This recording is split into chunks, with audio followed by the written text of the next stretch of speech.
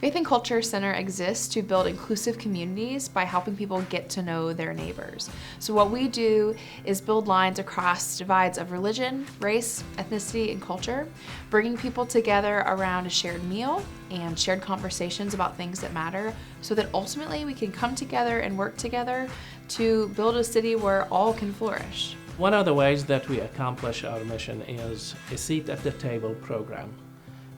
It's our flagship program, and what we do with that is we bring people together around a table, around a meal, who otherwise would not share that space. We provide the meal, we provide a facilitator.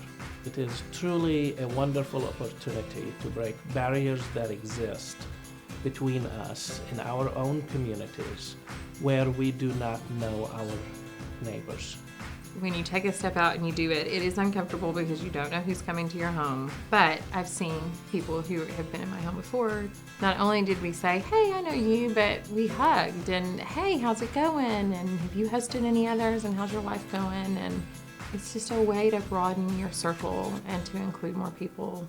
Some of the people that I have met over the years, I still talk with and still meet for coffee and meet for lunch with, to have meaningful and deep conversations with. To be able to have some of them in my home is, I think, what we're all supposed to be doing. In thinking about our current climate politically and socially, there is an incredible amount of tension, incredible amount of apprehension against one another, a lot of othering of one another that goes on. I wish that we had had decades worth of people having come together and already having known their neighbors so that they could quickly combat those things and say, that's not true because I know so-and-so and I have them in my home and they have me in theirs and our kids play together. And that would be an easy built-in mechanism to be able to respond to some of these dynamics. But the reality is that for so many years and for various reasons, we have lived really in very segregated ways.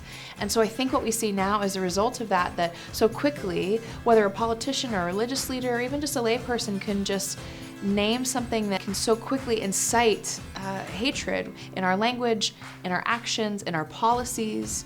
And so my goal and my hope is that with the work that we're continuing to do each and every day with Faith and Culture Center, we actually are building those sorts of relationships so that maybe a decade from now, 2 decades from now, if a similar social movement happens where it feels like people are really trying to play on our fear of one another, that we have entire communities, entire neighborhoods who've already said, no, these are the people that I share meals with. These are the people that I live in actual embodied relationship with one another. We play with one another's kids. We trust one another. You can't say that about my friend because I simply know it's not true. That would be my desire for how we could build a movement going forward.